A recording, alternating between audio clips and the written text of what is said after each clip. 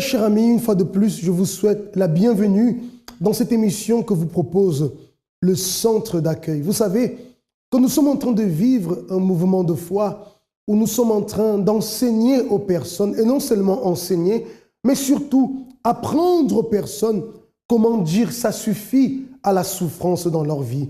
Lorsqu'une personne passe des années à souffrir, des mois à souffrir, avec la même situation, des problèmes qui ne finissent jamais, il arrive un moment où cette personne doit prendre la décision de dire « ça suffit ». Et lorsque je dis « dire ça suffit », cela ne se limite pas seulement à prononcer une expression, mais surtout à prendre des attitudes qui vont pouvoir permettre la fin de la souffrance. Vous allez voir en ce moment l'histoire d'une personne qui a su dire « ça suffit » avec des attitudes dans sa vie et qui a eu un véritable résultat.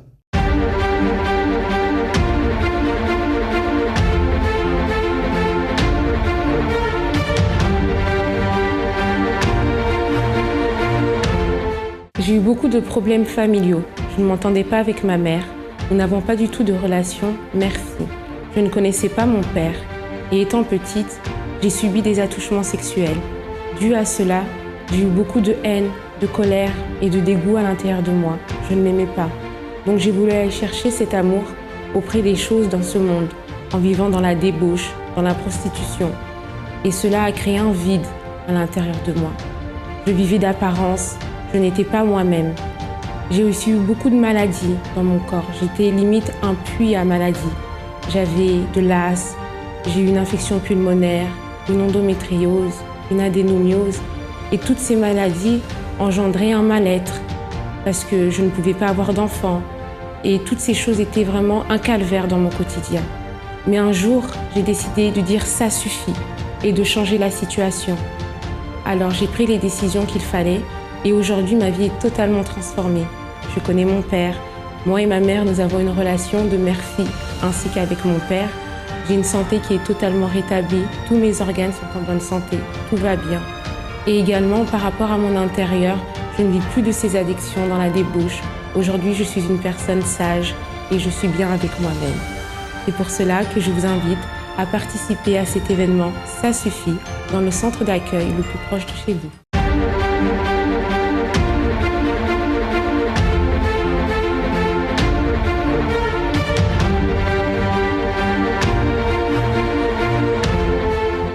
Comme cette personne, vous aussi, vous pouvez prendre la décision de dire « ça suffit ». Ça suffit à la maladie, ça suffit à la misère, ça suffit au blocage, destruction familiale et tant d'autres situations qui apportent malheureusement la souffrance dans votre vie. Vous aussi, vous pourrez dire « ça suffit ». Si vous habitez du côté de Champigny, la Varenne-Saint-Hilaire ou dans les alentours, alors ce dimanche à 15 h, il y aura ce mouvement de foi très spécial, intitulé « Ça suffit ». Vous allez entendre des témoignages merveilleux et surtout, vous allez apprendre à combattre ces problèmes dans votre vie et mettre définitivement fin à cette souffrance dans votre vie. Donc, ce dimanche à 15 h au centre d'accueil de Champigny. Maintenant, tout ce qui est connecté, comme c'est le cas chaque émission, je vous invite à ce moment à préparer votre verre d'eau comme le mien ici, déjà préparé. Et tout à l'heure, à la fin de l'émission, nous allons bénir cette eau, nous allons la consacrer. Et je vous invite bien sûr, si vous avez quelqu'un de la famille qui est malade, vous connaissez un ami à vous, un collègue de travail, un voisin, vous avez une connaissance qui en ce moment passe des moments très difficiles, qui est angoissé, qui a perdu tout goût à la vie. Alors je vous invite en ce moment à contacter cette personne afin qu'elle aussi puisse se connecter avec nous à travers cette émission. Et j'ai la certitude que non seulement vous, mais cette personne aussi sera bénie. Vous vous sentez malmené par la vie? Vous regardez votre situation et vous ne voyez aucune échappatoire. Votre vie vous échappe. Il semble n'y avoir aucun espoir. Vous vous sentez faible, triste, incapable. Dites « ça suffit ». Des milliers de personnes ont pris cette décision qui a changé leur vie. Participez à cette tournée dans tous les centres d'accueil de France. Centre d'accueil, nous vivons ce que nous enseignons et nous sacrifions pour ce dont nous rêvons. Vous allez connaître en ce moment l'histoire de Chenia. Chenia qui, très jeune déjà, a commencé une vie dans la rébellion avec ses parents. Une jeune fille qui vivait angoissée, stressée. Et pour essayer de combler le vide qu'elle sentait à l'intérieur, elle est tombée dans l'alcoolisme. Et à cela s'ajoute encore une vie un peu de dérèglement avec des garçons à gauche, à droite. Ce qui n'a pas amélioré sa situation, mais a fait que les choses puissent s'empirer. Dans sa souffrance, bien sûr, Chenia cherchait la solution, mais cherchait la solution de la mauvaise manière, comme beaucoup de personnes, et peut-être c'est votre cas. Vous êtes en train de chercher la solution pour votre vie, mais peut-être vous êtes en train de la chercher ou au mauvais endroit ou de la mauvaise manière, raison pour laquelle jusqu'à aujourd'hui, la situation s'aggrave ou la situation ne change pas. Mais laissez-moi vous affirmer, comme on l'affirme toujours dans cette émission, votre vie, elle peut changer. Il suffit de découvrir le chemin qui permet tout changement. Voyons en ce moment l'histoire de Chenia. Avant d'arriver au centre d'accueil, j'étais une personne qui avait un vide à l'intérieur de moi. J'avais de l'angoisse, de la tristesse, de la colère. J'étais très stressée aussi, nerveuse. J'étais rebelle envers mes parents.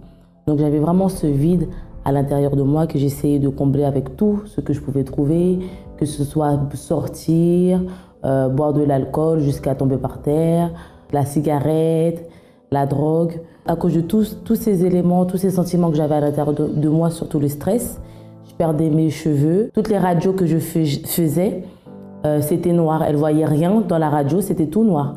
Donc je faisais toutes les analyses possibles. J'allais voir mon médecin traitant, elle m'a envoyé voir des gastro-entérologues. J'ai fait des fibroscopies, j'ai acheté tous les médicaments, les grands lavements que je pouvais faire.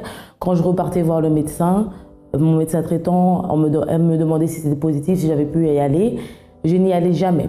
Elle me laissait 3 mois. Elle me disait, si au bout de 3 mois, vous n'allez pas aller à la selle, vos intestins seront abîmés, bouchés et ça va engendrer le cancer du côlon et ce sera pire. C'était quelque chose que tout le monde fait tous les jours, mais moi, je n'y arrivais pas. À partir de l'âge de 12 ans, j'ai nourri de la haine envers mon père.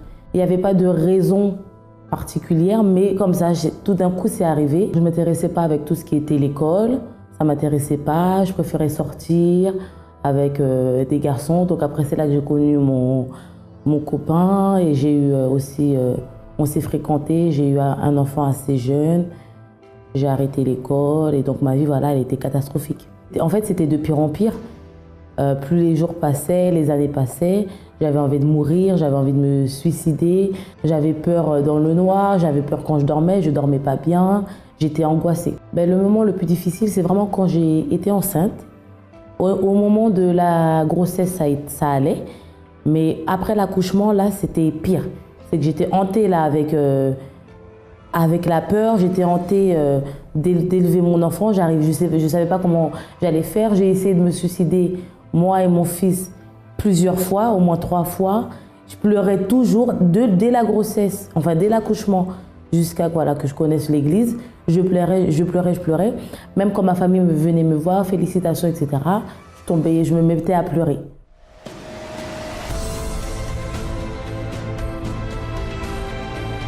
Alors j'avais connu le centre d'accueil à mes 15 ans par rapport à mon père. Alors je suis arrivée, vu que ma vie financière était bloquée, j'avais arrêté mes études assez tôt. J'ai commencé à faire les chaînes de prière du lundi. Pour mon problème que j'avais au niveau des intestins, je venais le mardi.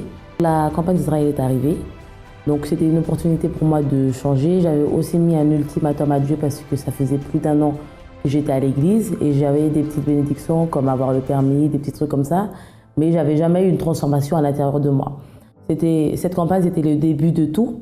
C'est que mon caractère a changé totalement. Il avait commencé à changer, mais à partir de cette campagne d'Israël, il a totalement changé. J'ai reçu la joie, la paix, la tranquillité, la sécurité. J'étais avec mon compagnon qui, à l'époque, ne voulait jamais se marier par rapport à ce changement qu'il a vu en moi, dans mon caractère. Là, il a bien voulu se marier, donc on a pu préparer le mariage. Et voilà, tout s'est enchaîné. J'ai trouvé un emploi. Donc aujourd'hui, je travaille dans un cabinet d'avocats en CDI. La colère, elle a disparu. Je ne suis plus en colère pour rien, je suis plus en colère. J'ai plus les envies de suicide, je n'ai plus peur, je suis plus angoissée, la santé, elle a été restaurée, donc là ça va très bien. Le stress aussi, c'était dû au stress, donc ça, je suis plus stressée. Le centre d'accueil, c'était un endroit où on apprend beaucoup sur la foi et c'est comme une école en fait, où on apprend beaucoup de choses. Vous voyez qu'elle arrivait même au point de vouloir mettre fin à ses jours. Elle a tenté plusieurs fois de mettre fin à ses jours avec son fils. C'est pour qu'on puisse comprendre le degré de souffrance dans lequel elle se trouvait.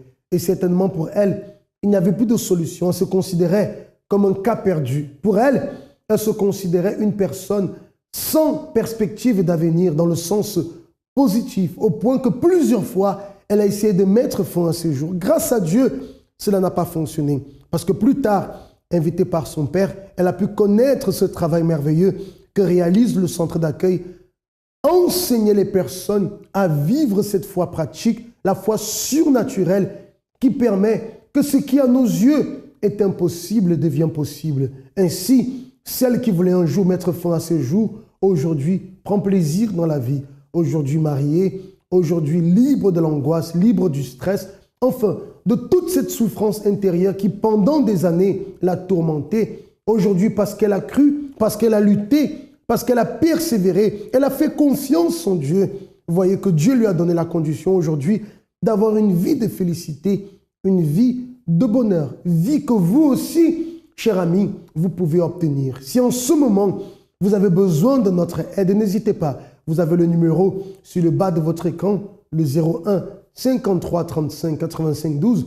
Vous pouvez entrer en contact avec nous et vous pouvez être sûr, vous allez recevoir l'aide dont vous avez besoin, car nous savons comment vous aider à sortir de cette difficulté. Nous allons voir en ce moment, nous allons poursuivre avec l'histoire de Julienne, qui a connu tellement de situations entre la maladie et tant d'autres problèmes dans sa vie financière, professionnelle, sans compter les problèmes intérieurs. Je vous laisse découvrir elle-même, elle va raconter tout ce qu'elle a vécu et vous allez voir comment, de façon extraordinaire, Dieu a pu transformer totalement sa situation. Alors avant d'arriver au centre d'accueil, j'avais une vie complètement détruite parce qu'au niveau de la santé, c'était pas ça. J'avais une santé vraiment de plus mémorable parce que pendant des années, j'ai subi beaucoup d'opérations. J'ai été opérée du foie, je suis entrée à l'hôpital avec une douleur au niveau du cœur et les médecins ne trouvaient pas, les médecins ne trouvaient pas ce que j'avais. Donc, ils essayaient un peu tout. Au début, ça a été la fièvre jaune. Ils m'ont essayé de me traiter de la fièvre jaune, mais ce n'était pas ça. Après, ça a été la tuberculose. Ce n'était pas ça non plus. Et par l'essai de médicaments, j'ai développé un abcès au foie. Donc, après cet abcès, il a fallu opérer. Ça a été ma première opération. Et de là, après, je suis sortie de l'hôpital avec un traitement qui avait calmé un peu les douleurs, mais ce n'était pas ça parce que quelques mois plus tard, j'ai récidivé parce que comme je faisais beaucoup de sport, c'est par là que j'ai eu des problèmes parce que je me suis évanouie. Donc, je ne comprenais pas pourquoi et je suis retournée à l'hôpital. Et là, on a commencé à refaire des examens comme au début. Là, j'ai passé l'IRM. On n'a rien trouvé.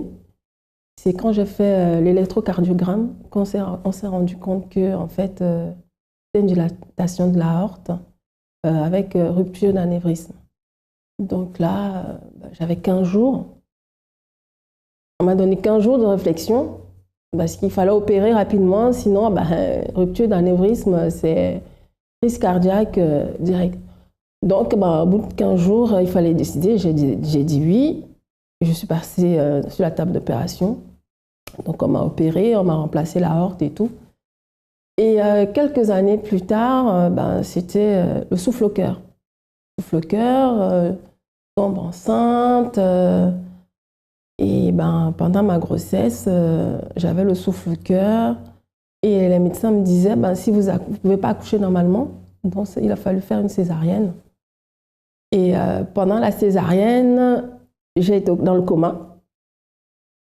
Je suis sortie du coma et je suis sortie de l'hôpital. Je m'occupais de mon enfant, mais je ne pouvais pas le porter parce que par le souffle-cœur, il ne fallait pas faire d'efforts. Qui dit effort, dit aussi chute, tomber et peut-être ne pas se relever, et ainsi de suite. Donc, je me suis retrouvée comme ça, toute seule, avec des amis qui étaient autour de moi, à me sortir, à me battre pour élever mon gamin. Sauf que quelques années plus tard, nouvelle encore, je retourne à l'hôpital parce que j'étais suivie tous les mois. Tous les 6 mois, j'étais hospitalisée parce qu'il fallait faire les prises de sang et tout. Quand je suis rentrée à l'hôpital, là, on m'annonce madame, vous avez la cataracte. Mais non, c'est pas possible. Une fois de plus, déjà, à 20 ans, on m'annonce que je dois me faire opérer du cœur. Pour moi, à 20 ans, on ne se fait pas opérer du cœur, c'est des maladies des adultes. Et là encore, on m'annonce une autre nouvelle, cataracte, maladie d'adulte. Je dis non. On n'a pas le choix. On se dit, on a besoin de la santé. J'avais un enfant, il fallait que je me batte pour lui. Donc, j'ai été opérée de la cataracte. Et c'était pas facile non plus, parce que je me retrouvais toute seule. Il n'y avait que des amis. La sœur qui m'a élevée, donc mon père lui a donné ma charge. Elle n'était pas présente. Je n'avais pas la famille qui était présente. J'avais des problèmes de logement parce que l'appartement où je vivais, le propriétaire m'annonce qu'il veut le mettre en vente. Donc, je me retrouvais avec un enfant de 6 mois dans les bras à chercher un appart. Très cher ami, soyez attentifs à ce que je vais vous dire en ce moment. Vous avez vu un peu le cas de Julienne, dans quel état, dans quelle situation elle se trouvait. Peut-être aujourd'hui, vous êtes en train de vivre la même chose. Vous êtes désespéré, vous êtes totalement perdu, déboussolé, vous ne savez pas quoi faire. Autour de vous, ce que vous entendez comme message, c'est que pour vous, il n'y a plus de solution. Vous êtes considéré aux yeux de votre famille, aux yeux de vos amis, comme un cas perdu. Et on vous dit même, écoute, c'est la vie, accroche-toi, bats-toi, fais avec. Ce qu'on est en train de vous dire, ce n'est pas ça. Ce que je suis en train de vous affirmer, ce n'est pas fait avec, c'est fait sans. Ça veut dire que vous pouvez vous débarrasser de ce problème, c'est possible. Nous ne sommes pas ici pour nous amuser. Nous ne sommes pas ici pour vendre du rêve. On vous montre à travers des cas véridiques que votre vie peut changer, très cher ami. Je ne sais pas ce que vous êtes en train de vivre, mais peu importe ce que vous vivez en ce moment, j'affirme. Pourquoi? Parce que Dieu en qui nous croyons, et selon sa promesse, et selon ce que nous voyons comme résultat, nous affirmons que votre vie peut changer. Maintenant, il vous appartient de prendre la décision de lutter, de croire véritablement. Julienne, elle était dans une situation difficile. Lorsqu'elle est arrivée au centre d'accueil, elle a dû faire sa part. Elle a dû croire, elle a dû prendre à cœur la parole qu'elle a reçue et mettre en pratique dans sa vie. Rien ne se fait du jour au lendemain. Mais lorsque nous mettons notre confiance en Dieu, lorsque nous croyons et que nous persévérons, nous finissons toujours par voir les fruits de la persévérance dans notre vie. C'est ce que vous allez découvrir en ce moment. Alors, le centre d'accueil, je l'ai connu par rapport justement à ma meilleure amie dont j'ai parlé précédemment, qui a été invitée par une voisine. Et elle a été la première semaine. La deuxième semaine, elle m'a invitée, elle m'a dit, écoute, Julienne, il faut que tu viennes. Parce qu'elle allait dans des églises avant, à chaque fois elle m'invitait, je n'y allais pas. Et quand je suis venue la première fois, j'ai été touchée. Je ne sais pas, mais quelque chose m'a attirée. Donc, quand je suis arrivée, c'était un vendredi. Ça m'a attirée, mais en même temps, j'étais un peu sur mes réserves parce que je voyais les gens crier, ça tombait et tout. Mais ça ne m'a pas fait peur. Et on nous a donné le programme de l'église le lundi, le mardi, bon bref. Et moi, j'ai ciblé les jours que je voulais venir. Donc, après avoir ciblé ces jours, il y avait des propos, il fallait suivre des propos. Et le problème, c'est que ce n'était pas facile.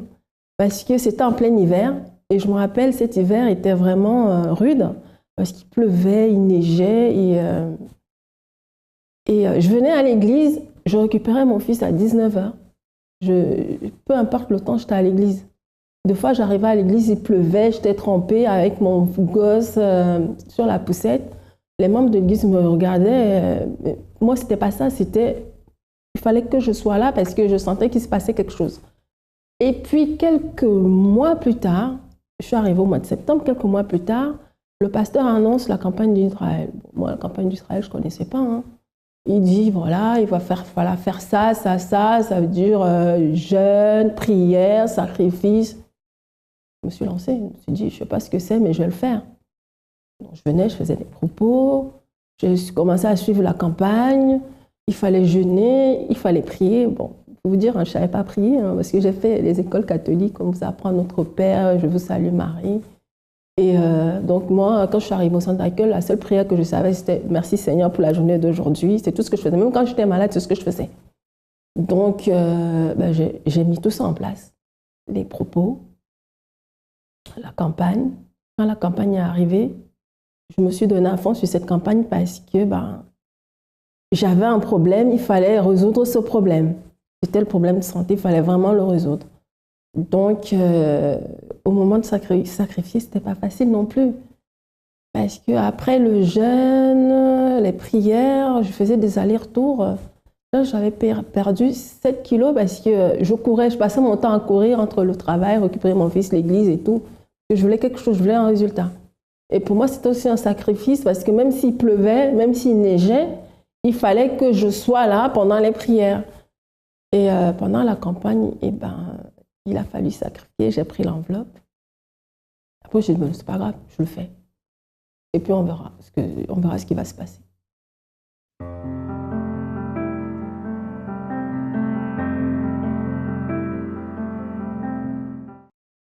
Alors, aujourd'hui, ma vie n'a rien à voir avec ce que j'ai vécu il y a des années.